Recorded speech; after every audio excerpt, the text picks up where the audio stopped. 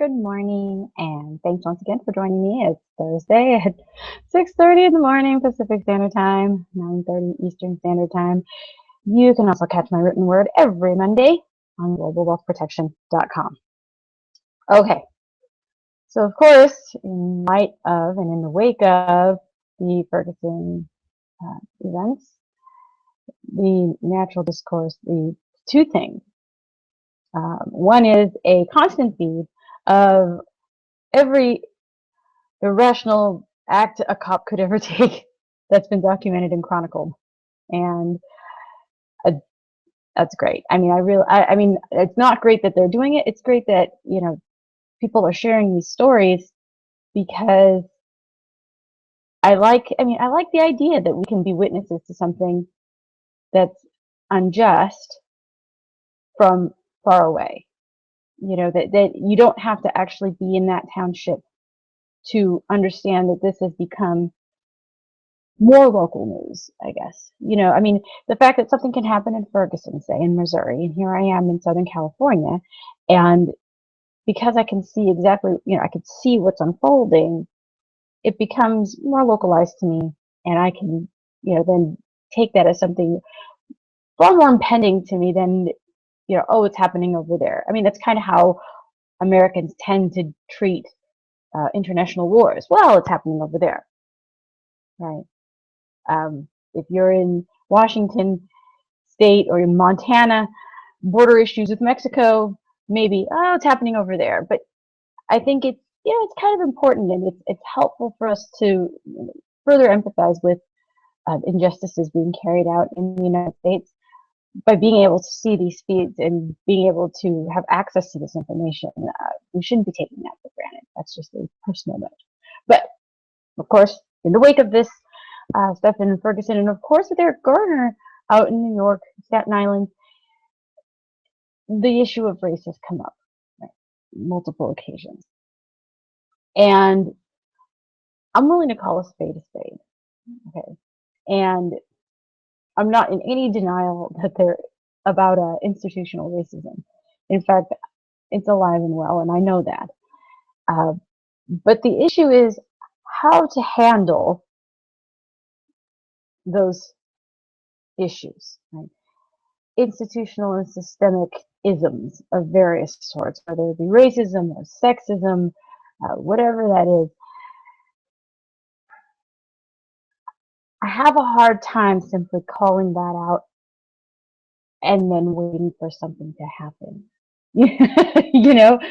Like, okay, let's say, I'll accept it. Let's say there is this institutional racism. Okay, I'm accepting this. Now what? Now what? I mean, okay, you have an unjust system. I'm fully willing to take this one step further and say it's not just institutional racism, it's institutional injustice, right? That the system isn't broken, it was rigged that way.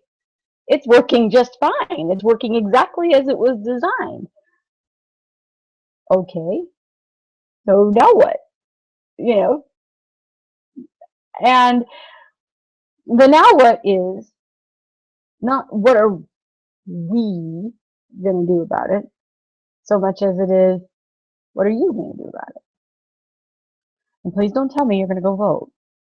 Please don't tell me you're going to go write your councilman and your congressman. Don't do that, please. That's like saying I'm going to go pay my taxes to help the poor. Don't do that. Not here. Not in this space. That's laughable. Okay. And trying to change the system is a fool's errand. It is. That heads anarchy. Right? Anarchy is for people who realize how futile it is to try and change a system that's meant to manage 317 million people. It's too big. It's too bloated. It just needs to collapse on its own. It doesn't even need my help. I was accused of saying, "Oh, you're going to bring down the system?" Hell no. It'll fall on its own. What I want is totally irrelevant. But this racism, which I'm willing to accept is endemic in our system, right? And I'm sure our our lovely law enforcement are conditioned to be a little more skeptical the darker the melanin gets, right? Okay. I mean, even my grandmother, when my dad said he wanted to become a cop, he was so proud of himself. He thought, hey, I'm not turning into this hubcap stealing loser, that I was at 19. I straightened my shit out and now I'm going to be a cop. Told his mom, my grandma, and my grandma says, well, congratulations. You just took up with one of the most racist institutions in the United States, the Los Angeles Police Department. And that was back in the 60s. I don't think much has changed since then, honestly. But nonetheless, there's that. So what to do about it? Right? Now, I've always been told growing up, not by my parents, who are not as liberal as my parents can be, they didn't buy into the whole, all the racism, all the sexism, all the oppression. Right? My parents never bought into all that. So, but I was told on campus, on my college campus, I was told in high school constantly that there's this rampant sexism that's going to be working against me. And I'm thinking, okay, I'll look out for the man, I'll be on the lookout for the man who's going to keep me down, right? There's this man. I have to understand, I was brought up fairly sheltered, okay? I thought homosexuals were just Greek mythology, so until college, I didn't know half the shit that people were saying and I didn't understand it, much less how to temper some of the hyperbolic rhetoric I was getting. So let's put that in context. So I'm 16 and I'm going to college and I'm told about the sexism. The man. Okay, so there's the man. And I'm looking, waiting for this horrible oppression to drop in my lap. Welcome to adulthood, Kelly. Here's your big pile of sexist shit. Sort it out, none of that. What I did find, though, as I got into the workforce, and I got my career and all of that, was not the men who were trying to keep me down. In fact, they were overwhelmingly supportive of any achievement I made. If I got promoted, if I got accolades, if I, did anything, I was getting high five left and right. I just, genuinely, congratulations, hey, good job, whatever it was. But let me tell you who wasn't giving me the high fives. My female counterparts, my coworkers. I had female bosses, some of whom were awesome. Okay, mentors. Just, if there's mentors that I've had that I honestly, I can only hope to be that manager one day. Okay, they're just awesome. But there were also my coworkers who were my peers. We were at the same level. Man, it got catty. The type of backbiting, the type of gossip, the backstabbing, oh my gosh, it was a reality show unto itself just to watch bitches going at each other. And come after me as well, but whatever. Apparently there's a mindset that is begotten out of this theory that of the oppressive man, okay? That there's a zero-sum game to be had amongst women, right? There's only so many slots at the top, and I have to keep the best down, like a crab trying to get out of a bucket, right? Just pulling each other down constantly. It's not that they can compete. They're not trying to compete with men. They think that they can only compete with women, and so they have to tear women down. And rather than build themselves up, as men have been traditionally conditioned to do in the United States, and instead of building themselves up, they want to tear people down. That's what the feminist movement has done, I feel. And so there's this horrible, horrible counter-tribal behavior amongst women in the workplace. Okay? I've seen it. I mean, it's firsthand in corporate America. It's not like I saw it in a small little garage in a tiny little town in Idaho. I saw it in large ad agencies in San Francisco, in Los Angeles, and in Michigan. Okay, so this is not about tiny little podunk notions of, weird culture and twists. No, this is what happens. And women think that they have to be this way in order to be successful, and that constitutes ambition. But ambition is a personal thing, right? It's to bring yourself up, not to tear people down. Tearing people down is not a competitive act. It's a destructive act. And you're not winning because you were better. You won because you cheated. Yeah, that's not winning. So, there's nothing to admire about that. Same goes for racism, though. Right? Same goes for issues of race. The issue of race, okay, when I went to middle and high school, part of middle school and part of high school, I was in East Los Angeles. Predominantly Hispanic community. Okay. East Los Angeles is, for all intents and purposes, considered an inner city unto itself. Now, granted, there's some great attributes about the area. There's some wonderful, warm culture about it, but there's also a culture of keeping your own down. So, predominantly Hispanic community. I'm sitting there as, I guess I fit in, but I'm technically not Hispanic. So, but I'm watching as, some of the kids will come in with their backpacks and their books and their notepad and a pen ready and out and ready, their homework assignment done. And this has nothing to do with, the virtues of, I'm not trying to extol the virtues of public school, mind you, but they were trying, right? And they would get their paper back and they'd get their B or their A and whatever. These kids were trying. And a good portion of that classroom was teasing them about it. Oh, look who's all studious today. Oh, look who's trying to kiss the teacher's ass. Oh, look who's, oh, you think you're so smart. Oh my gosh, they got teased every day. Every fucking day for coming prepared and having some ethic and trying. This is the saddest thing I remember about going to school there.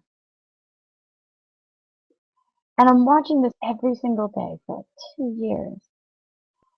And these poor kids who are trying are being told that, by their own peers every single day about how, you're being teased about how they think, oh, you've got, you're better than me, you think you're this, you think you're that, they're trying to think.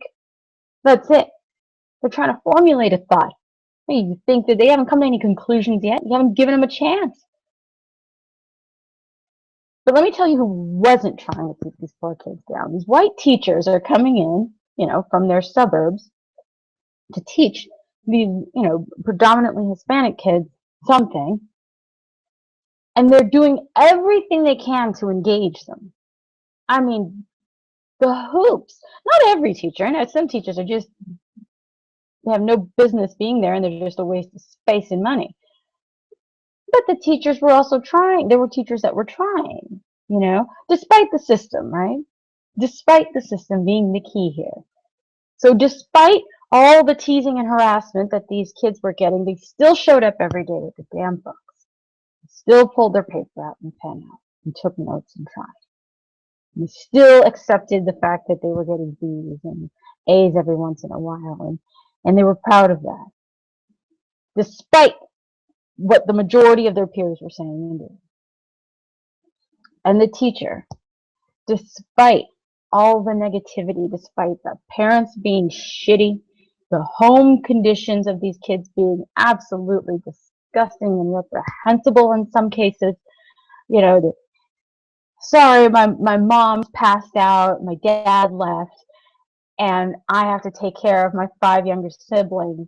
That's why I didn't do my homework. The stories that you would hear on why they couldn't do their homework, I mean, breaks your fucking heart. So despite this, the teacher shows up every day, okay, and tries their best to engage these kids in something, anything at this point. Just grabbing at straws. What can I possibly engage you in? What could possibly get you excited? I had an art teacher, God bless her. She convinced the school to give them a wall so that they could do murals, because it turns out that art was one of the few forms of expression that these kids could relate to, and gave them a wall to just do a mural. And every year they do this huge mural, cultural something to just tap into something good. You know, I mean, this is what I'm watching in the inner city. Okay, this is just one corner of East Los Angeles. I can't imagine that it's much different in South Central. I can't imagine that it's much different than Gary, Indiana. But at the end of the day, you've got people who just want to keep their own down, because if they can't get up there, no one should. So, yes, you have a system and a government that has its own biases and prejudices against certain people. Okay? And whatever that is, it stands as one piece in its own size and capacity. But then you have people who are already convinced that they've lost, who think that their only competitive set is people like them, and that there isn't enough room for everybody to succeed. Why this sense of scarcity, I don't know. Not when it comes to wealth, when it comes to success, when it comes to innovation and creativity, that's boundless. And yet, people are literally clawing at one another because they think success is a zero-sum game. That there's some scarcity in ambition, that there's some scarcity in success, that there's some scarcity in becoming better. I don't get it. But there's a counter-tribal culture amongst demographics, and within demographics, I should say, that is self-destructive. Okay. And to deny that that exists is to deny any self-responsibility and to deny any responsibility within the demographic at all. It is not one problem and one source of a problem. It's not just the system, but a culture within the subculture. And that should be acknowledged. Not only should that be acknowledged, that is something you can fix as an individual by simply not indulging in such fallacious nonsense. Females, please do not believe that your competitive set is other females. Please do not engage in the stereotypical activity of females by trying to keep other females down in particular. You don't have to play dirty to win. You don't. You don't. Either you're going to stand on your own 2 feet or you don't deserve to be where you're at. Earning something does not mean stealing and cheating. Earning means it was given to you because you were the most deserving. It's called a meritocracy. Start building one. People of color, I understand this whole thing about it being about white people against people of color. I understand that, and it's easy to simply play that card and wash your hands of any other misdoing, right? It's easy to blame white people, but white people aren't doing drive-bys in black neighborhoods. White cops might be, and while that's gang activity unto itself that I don't condone, the average white person isn't killing black people. They're in their white suburb. You have a de facto segregated society, and nobody goes into each other's neighborhoods for the most part.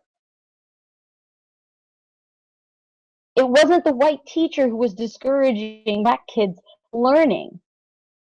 It was black kids and Hispanic kids discouraging each other from learning.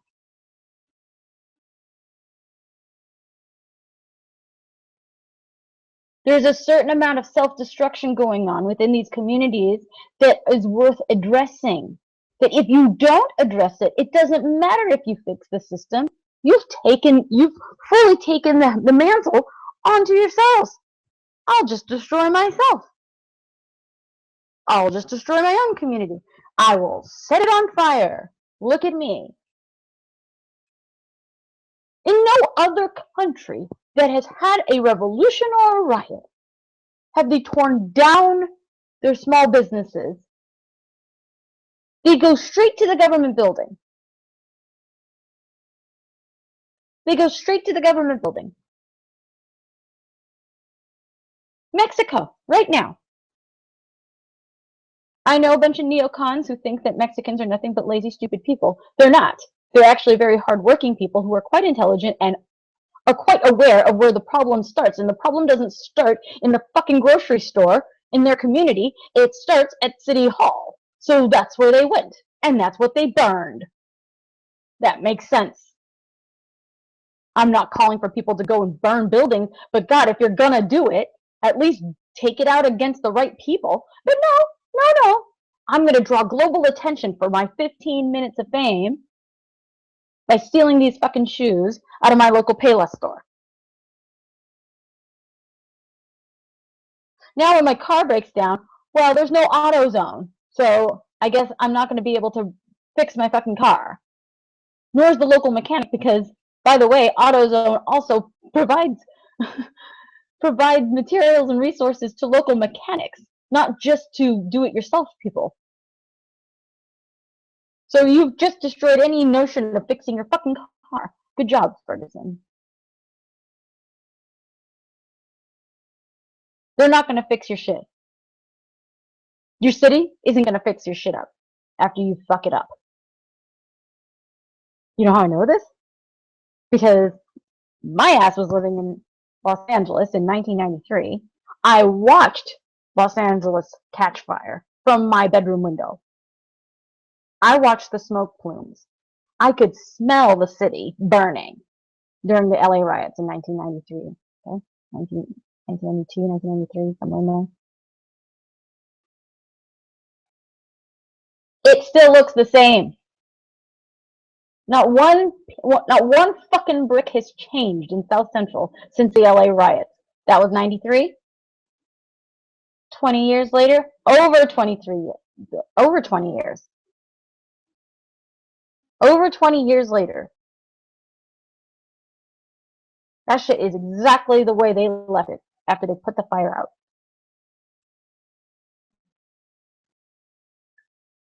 Over 20 years. Now, Northridge, 1994-ish, 1993, 94. Around the same time, there was also a devastating earthquake in a little white suburb known as Northridge, California. Also in Southern California, in the valley. Had an earthquake. Roads are collapsing. Malls are just falling into their own footprint. I mean, literally, there's a frequency that hit, and it was just bringing down buildings. I've never seen such devastation, honestly.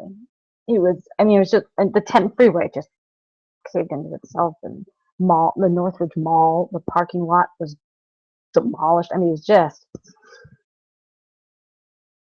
horrible. 2 years later, that shit's all fixed. Not because, Northridge is fairly affluent, yeah. And it's not because Northridge was sitting on a pile of money. The state of California declared a state of emergency and fixed that shit up. Why? Is it because of racism? Well, one's a predominantly white neighborhood that got destroyed, and one's a predominantly black neighborhood that got destroyed. The difference is either race, which is a very superficial declaration, or economics. Simple economics tells me that a community that would otherwise have never done this to itself, and that has been producing and is fairly affluent, it makes sense to invest in it because it'll continue to produce. Right? I mean, there are some people who, if you give them money, will actually invest it and do well with it.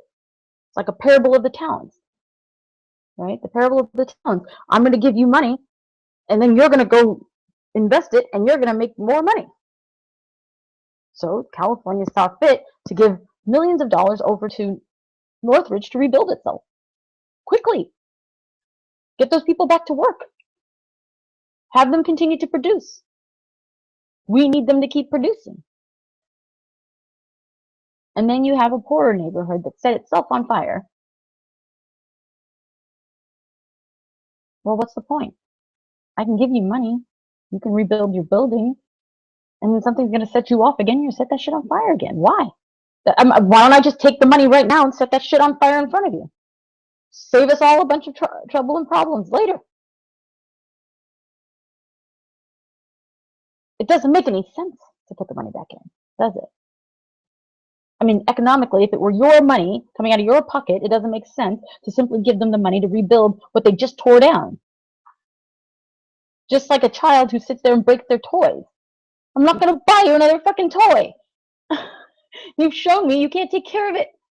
So I'm not going to get you something you can break. Now, if I'm going to get you a toy again, I'm going to get you something that can't be broken. But as kids get older, if you're still not taking care of your shit, I'm not going to buy you shit. That's not because I'm racist against my own fucking kids. It's because it doesn't make any financial sense to give things to people who don't want to take care of them. And if that's the type of culture you want to be, and that's the type of culture that you're going to condone, and that's the type of culture that you think is going to actually generate some results and some meaningful change, then you're sorely mistaken. Racism has two sides. Racism is not only one race believing that it is superior to another race, but it is also the belief of a certain race believing that it is inferior to another race. While the Klan walks around believing that white people are superior to all other races, there are people who are not white walking around believing that they are in fact inferior to white people.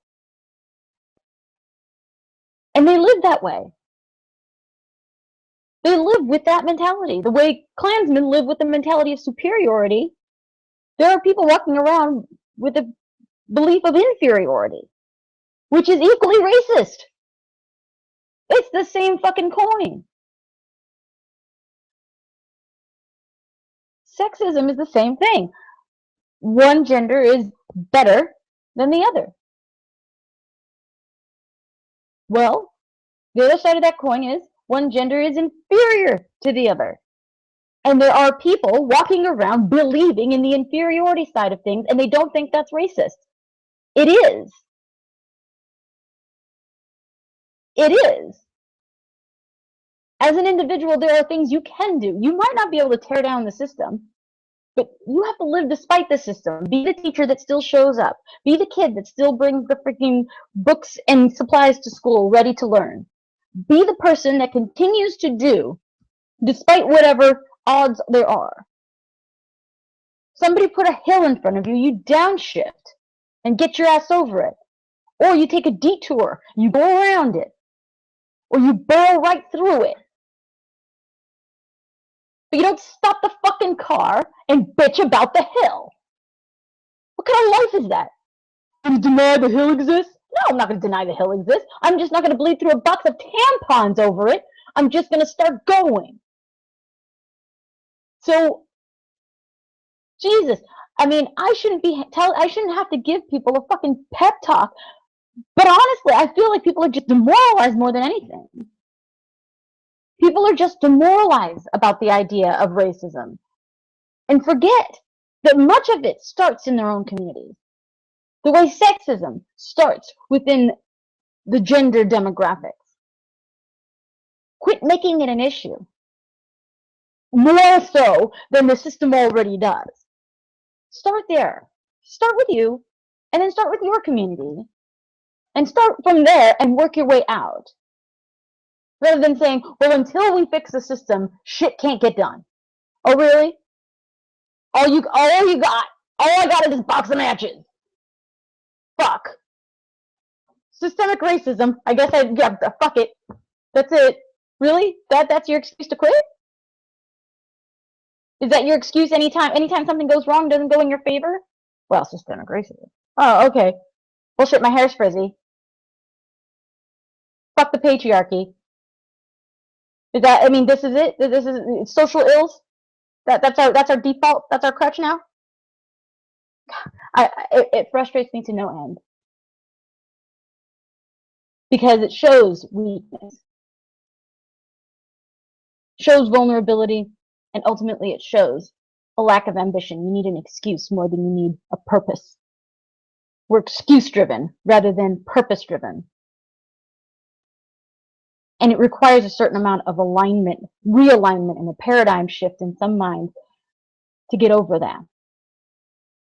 You can still operate, you can still live, and you can still persevere, and you can still succeed despite what the system does.